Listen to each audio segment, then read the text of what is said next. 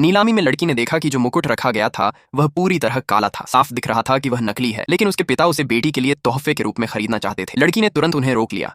तभी उसका बड़ा भाई अचानक बहुत ऊंची बोली लगाकर वह मुकुट खरीद लेता है।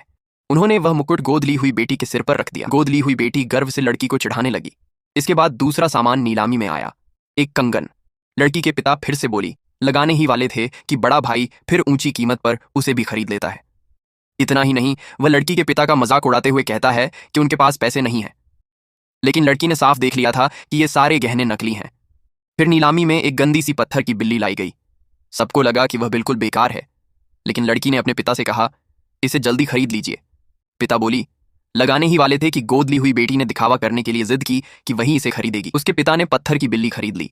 जब उन्होंने पत्थर की बिल्ली को ध्यान से देखा तो पता चला कि उसकी आंखें जेड पन्ना पत्थर की बनी हुई थीं। आंखें निकालते ही उन्होंने उस पत्थर की बिल्ली को कचरे की तरह जमीन पर फेंक दिया।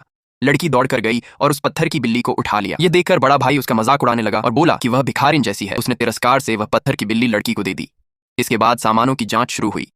विशेषज्ञ ने बताया कि बड़े भाई द्वारा खरीदे गए सारे सामान बेकार हैं, सब महंगे नकली निकले। तभी उसकी नजर मेज पर रखे जेड पर पड़ी। उसने कहा कि यह जेड बहुत कीमती है और इसकी कीमत कम से कम $5 लाख है। ये सुनते ही बड़े भाई का दिल बैठ गया, क्योंकि उसने इन नकली चीजों पर $50 लाख खर्च कर दिए थे।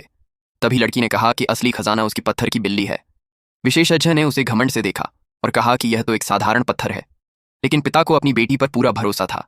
लड़की ने अचानक उस काली पत्थर की बिल्ली को जमीन पर जोर से पटक दिया। उसी पल उसमें से हरी रोशनी चमक उठी। यह देखकर विशेषज्ञ सन्न रह गया। वह तुरंत पत्थर की बिल्ली को काटने की मशीन के पास ले गया। जब बाहरी परत पूरी तरह काट दी गई तो सब दंग रह गए। अंदर एक पूरी की पूरी जेड की बिल्ली थी। उसकी कीमत कम से कम $10 करोड़ थी। यह खबर सुनते ही बड़ा भाई सदमे और पछतावे से वहीं बेहोश होकर गिर पड़ा।